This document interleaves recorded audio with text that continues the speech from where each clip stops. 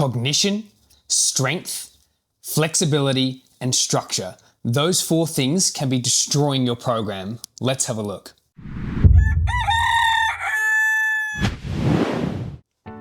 So team, you're here with Coach Chicken Legs. We're going to touch on the 4 main things that can really get in the way of people's programming and progression. And you as a PT need to be able to identify each of these 4 things and ways to get around them. So our 4 things are this. We have cognition, we have strength, we have flexibility, and we have structure. Now, all of these are not necessarily the client's fault. It's more about you identifying them and then fixing them for them. We're going to quickly touch on them and then we'll look into some ways to fix these issues. Cognition means that the client doesn't understand what you're asking them to do. So, for example, if I tell a client to squat, I say, keep tall, I want you to think about engaging your core, I want you to nice and slowly lower yourself down to a box, and I want you to squeeze your butt, squeeze your quads, and give them all these extra steps, it might confuse your client, or a client might have a negative association with a squat, and so they say, I can't squat, I can't do that movement.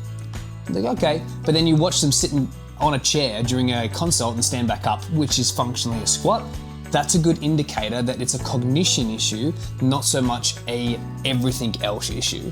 So same with deadlifts. A lot of people have issues with deadlifts, but when they go to pick up their purse off the floor or they go to pick up their kid, they're functionally doing a deadlift. They're just associating it with a different thing.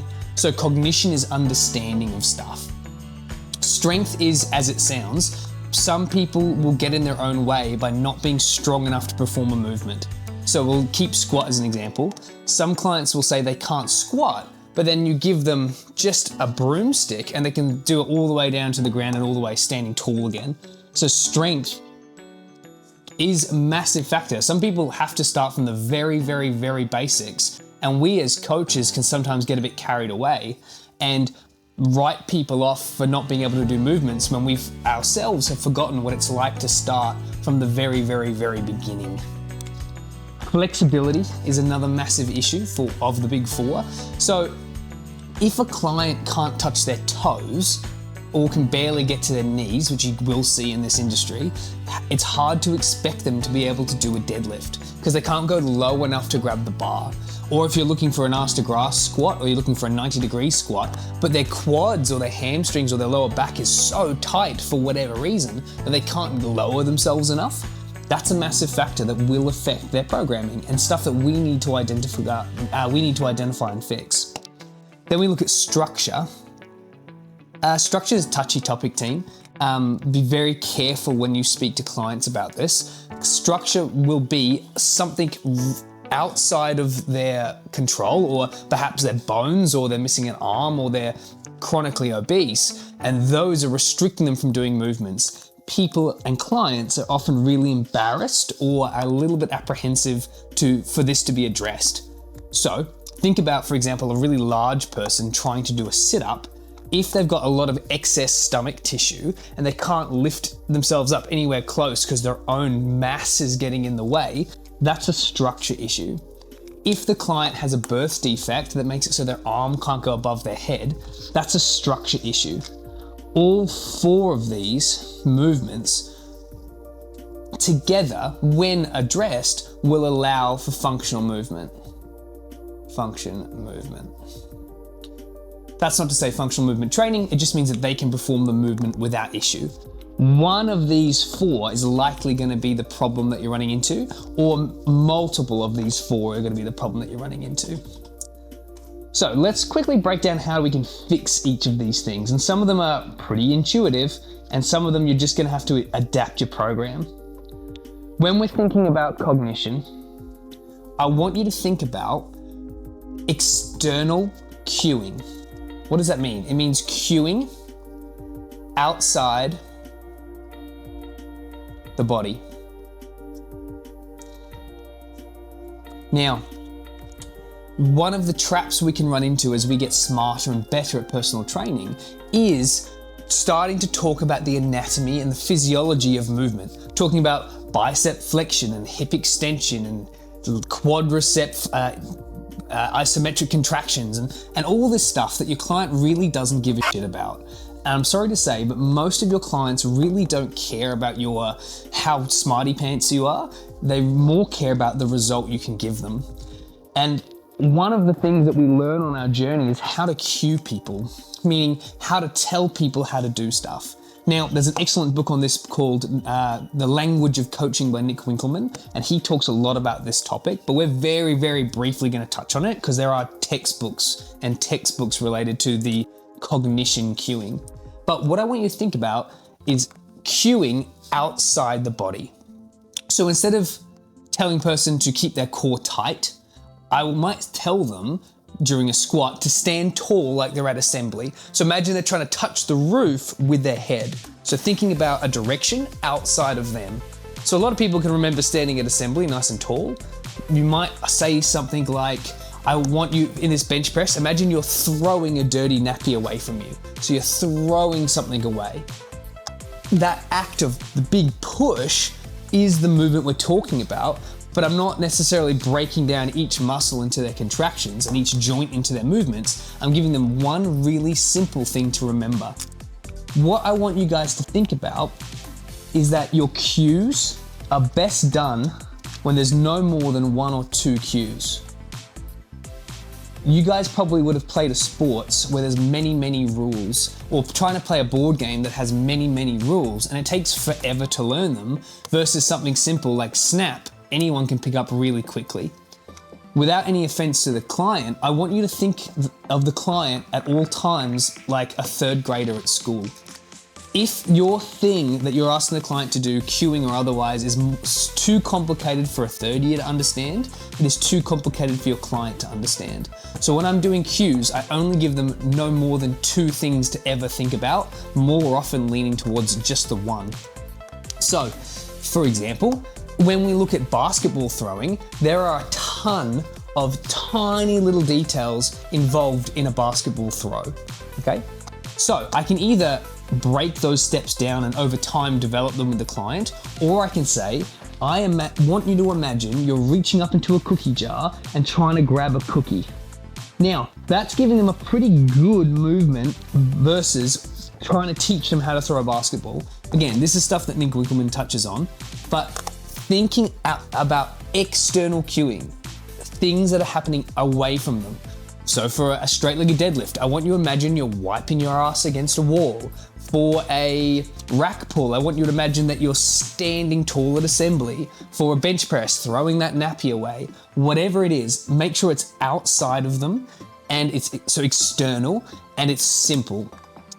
Some of the time, it's hard to think of your own cues. The stronger cues I've seen are ones that the client themselves have come up with. So when a client's performing a movement, perhaps ask them, what does this movement remind you of? What does it make you think of?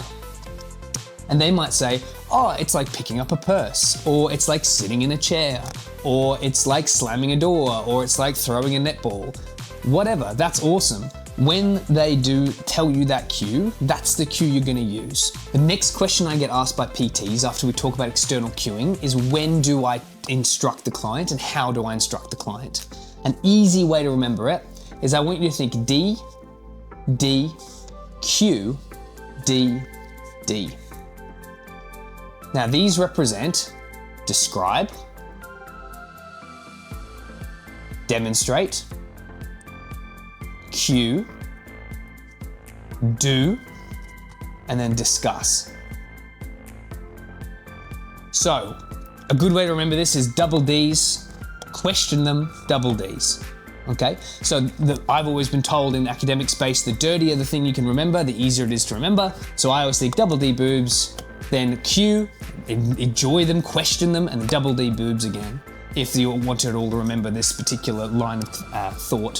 So first thing I do with a client is describe the action, and I don't do any more than 3 key things. So I'm only ever saying 3 instructions during describe. So for a squat, I'm gonna say, I want you to lower yourself, I want your butt to touch the box, and I want you to stand tall at assembly. Okay. I will then demonstrate it, and I'm not gonna say a single thing as I demonstrate the action. That's the key. First, we've given them the verbal, now we're giving them the visual, okay? Now I'm going to give them a cue. So standing tall at assembly, or you might say balance a cup of water on your head, or whatever it be. Okay? Doesn't matter. But the cue that you've come up with or they've come up with, you're then going to get them to do it. And again, you're going to say nothing. Don't speak. If you speak, you'll throw them off. They're too busy concentrating on this new movement, or they're cueing, or they're focusing on 1,000 other things. They don't have time to also listen to you. It's going to just overstimulate the body. When they're done that, we're then going to discuss the movement, as in what we'd like to see better, where we want to see improvement, or stuff they did well, or we're going to reinforce the cue. Okay? So we're going to describe the movement in no more than 3 steps. We're going to demonstrate the movement with no words. We're then going to cue the movement with the client, so we can say straight away with a cup of water on your head, or tall at assembly, or throw the nappy away. We're then going to let them do it with no words. We will not speak. And then we're going to discuss at the end how to improve. Now, in discussion, similar rules to the describe phase. Don't give them more than one extra thing to talk about each time. One extra thing to think about is the key. Remember, we are treating our client in the nicest way possible as a 3rd year at school. We're trying to keep this as simple as humanly possible. If I can get the describe down to 1 instruction, if I can get the cue down to 1 instruction, and I can get my discussion phase down to 1 instruction, I'm doing my job well as a PT, okay? That's really the key. I want you to try to limit the amount of information you're feeding the client, because the less they have to focus on, the better. They're busy enough doing the movement, trying to not look a fool, trying to feel this new exercise that they're doing, and they're getting fatigued at the same time. A lot's going on. That's why cognition is such a challenge for a lot of people, because when someone doesn't quite understand to do a movement, they are either just going to not do it at all, or they're going to overcomplicate it so they can't perform the movement. So a good rule of thumb, if your client seems to be having cognitive issues, or you're worried they're having cognitive issues, which will be seen because you can see them do the movement in other spaces. So you might get them to do a push-up, no problem, but then they don't think they can do a bench press. Functionally, a very similar movement. One's just down and one's up. So one's on the floor and one's on a bench.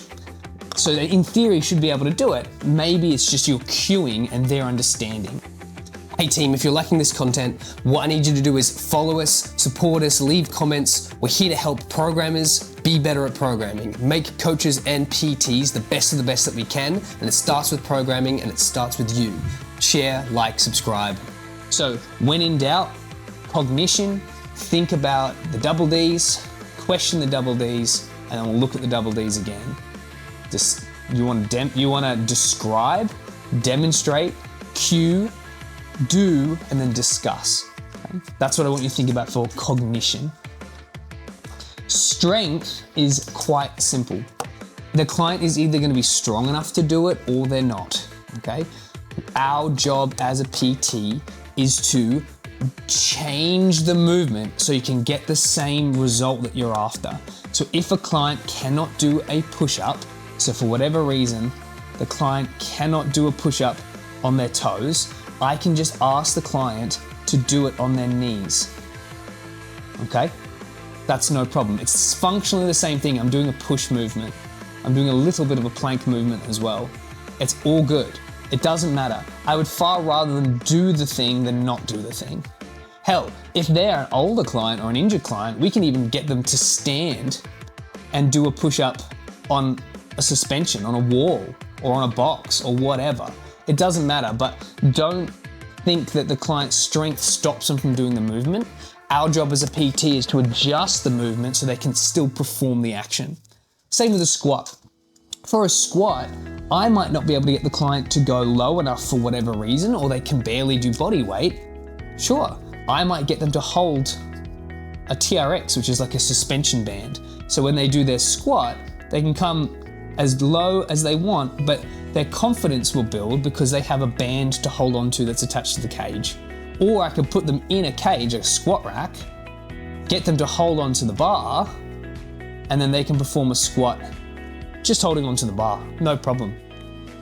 Just give the client the benefit of the doubt Remember that some people's abilities are so low that you're gonna have to make stuff as simple as possible. A good rule of thumb is that if you write out the 9 movement patterns that we talk about a lot on this channel, which is push, pull, plank, squat, lunge, hinge, ground to standing, gait, and crawl. I love using these 9 movement patterns. In our discussion and in the context of what I teach, all movements fall under these 9 patterns or a combination of them. For strength, if you can think of one thing, so let's choose push-up, one thing that is easier than a push-up that's the same movement, and one thing that's harder, you now have variability that you can apply to clients or apply during a group session. So you always have these 2 extra movements in your back pocket. So if we're worried about push-ups and they're not hard enough, I can always increase the effort by changing the angle of the push-up, making it so their legs are on a box. I could get the client to do lateral side-to-side push-ups. I could get the client to do a bench press. I could get the client to have a plate on them as they do push-ups. It doesn't matter. Something that's either going to create more time under tension or more load, that's going to create more energy and more difficulty, therefore harder. I need to have an easier thing as well. It's more often that you'll find that clients need easier versions of movements than they do harder, because with harder, we can just make stuff heavier. With easier, we might need to either change the intensity, so the load. We might need to change the angle, okay? Angles will help offset the amount of tension that clients are experiencing. We might need to change the tempo of something. If something's really, really fast and explosive, we might need to slow it down. It doesn't matter. But in your back pocket, for each of these 9 movements for strength, I would try to have 2 movements on either end. So for a push, think push-up, one thing that makes a push-up harder, and one thing that makes a push-up easier. Angle is a good trick for it, so use your suspension bands, or you can start looking at deloading and taking away the weight. So that's strength. That's something, again, your clients are gonna run into. A lot of people who I talk to think they're gonna work with pro athletes, which is some of them do, but a lot of generic personal training will work with the normal population.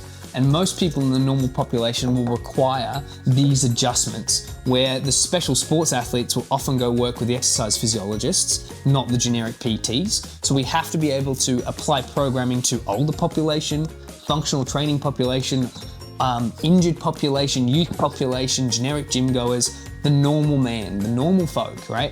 So we have to be able to apply these limitations and fixes to these problems.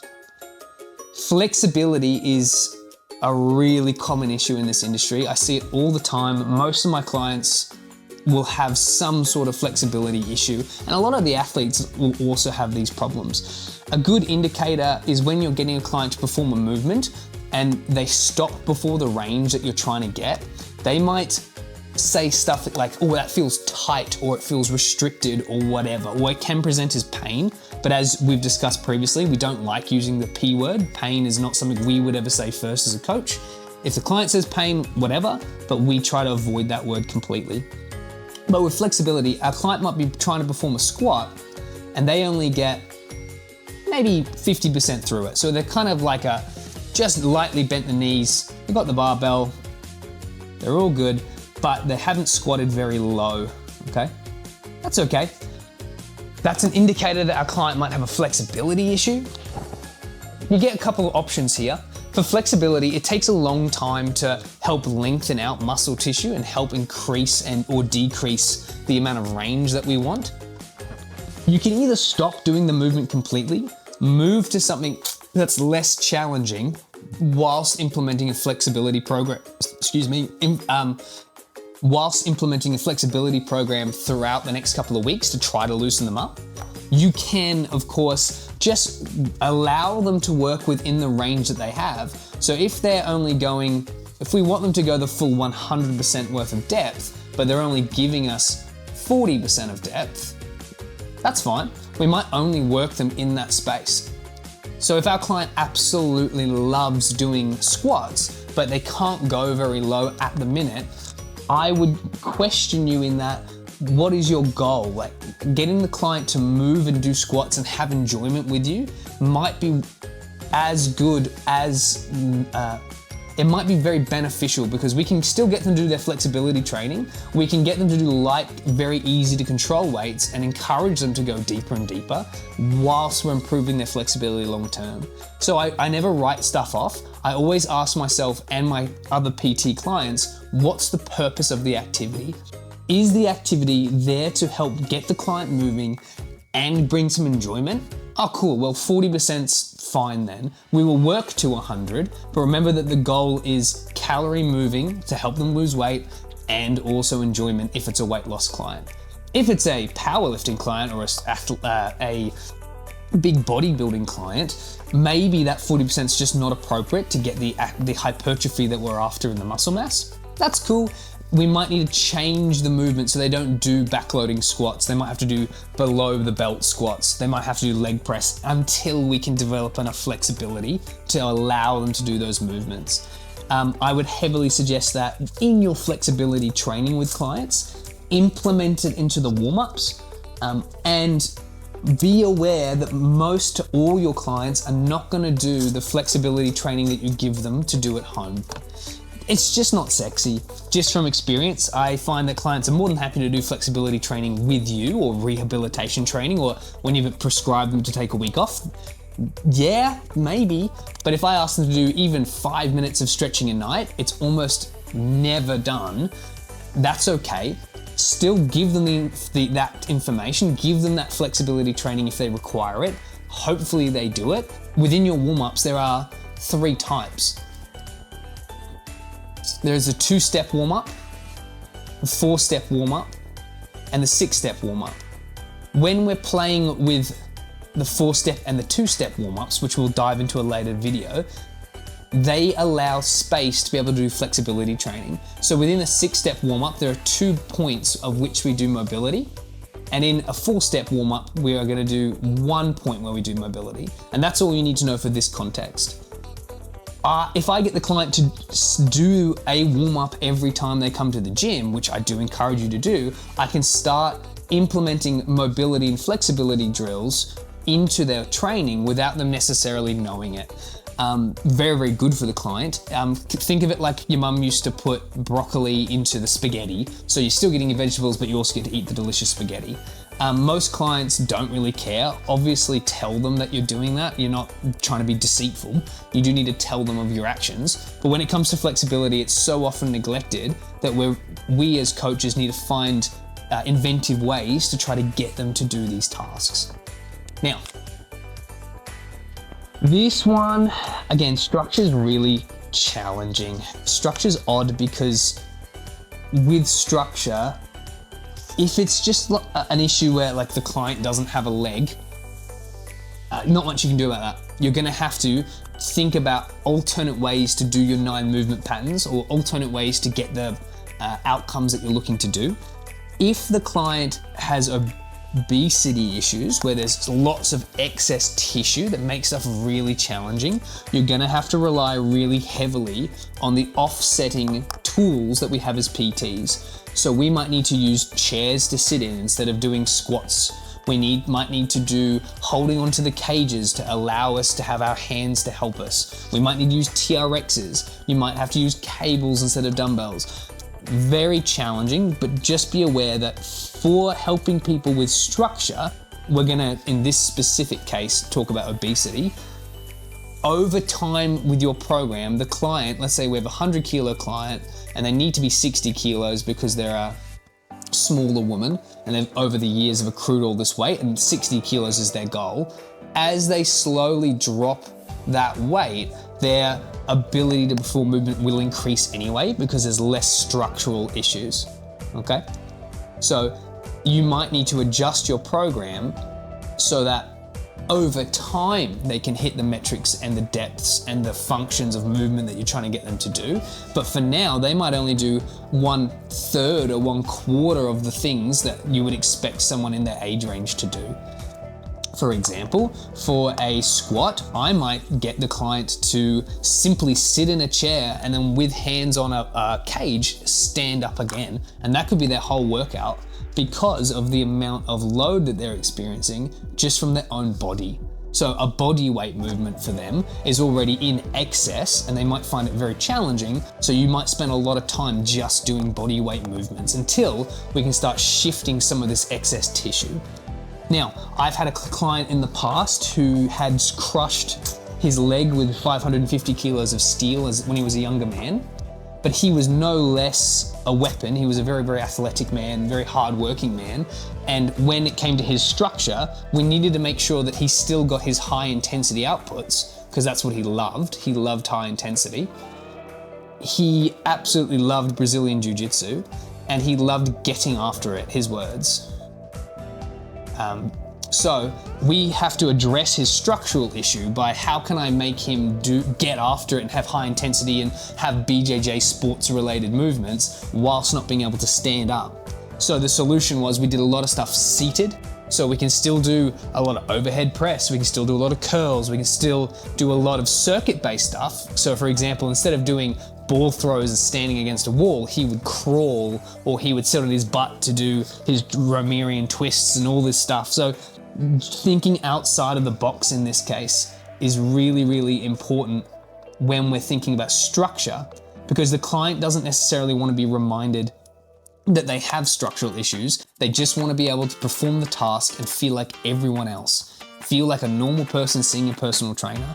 So that's something I want you to consider as PTs, and be mindful not to go out of your scope of practice when it comes to structure. A reminder, you are only a personal trainer. It is totally okay to refer out to an exercise physiologist or physio if you're having concerns with your client and your abilities to service them around any of these four things. Let's quickly recap. Cognition, strength, flexibility, and structure are the four main issues you're going to run into when clients are having trouble performing exercise. My question to you is it a cognition issue? Have you cued them properly? Do they understand what you're asking them to do? Have I used an external cue? Have I broken it down into D, D, Q, D, D? Have I described it, demonstrated it, cued it, let them do it, and then discussed it with them? And have I kept it simple? Simple is your friend. 1 to 2 instructions maximum, okay? Max. And the best rule of thumb is talk less. If you talk less, it gives the client more time to think, which is what we want. Simple, short, to the point. With all due respect, treat the client as if they are a third year at school. Third year, 3. That's like 8. Okay. Strength. Our concerns with strength is the client strong enough to do the movement? If they're not, change the angle or make the actual movement easier. If it's too easy, make it harder. Work within the 9 movement patterns. And if you can, have 2 different movement adjustments you can make for each of the 9 movement patterns, 1 harder and 1 easier. Okay, harder, easier. Now, flexibility. Flexibility. Is our client flexible enough to do the movement? They either are or they're not. You will know because they'll be too tight. They will tell you, they'll use words like restricted, tightness, or they may use the P word, pain. That's fine. We can either stop the movement completely. That's fine. We can adjust the movement. We can give them a flexibility training regime, or we can sneak in flexibility training into their warm-ups, or we can do a combination of all 4. That's also fine, okay? Most clients will like you to sneak it into their warm-up so they don't impact them outside of the gym. Some clients are already big yogis and love it. Just depends, okay? Structure comes down to, is there something that's a part of their body that's restricting them from movement? Are they missing a limb? Do they have a birth defect? Missing limb, birth defect. D, are they obese? Whatever. Something is getting in their way. You will need to either adjust the movement as appropriate, and the trick here is don't make them feel like an idiot. okay? If you make the client feel dumb or make them feel fat or make them feel different, you'll probably lose the client, and they're definitely there to feel like a normal person, to feel engaged with you, to feel a part of the group class, whatever it is. That's the personal side of personal training. Training is about writing programs and helping people. Personal is about people management, really. You end up basically being a therapist for people. But one of the stories I'll quickly tell you is one of my clients who had that foot issue.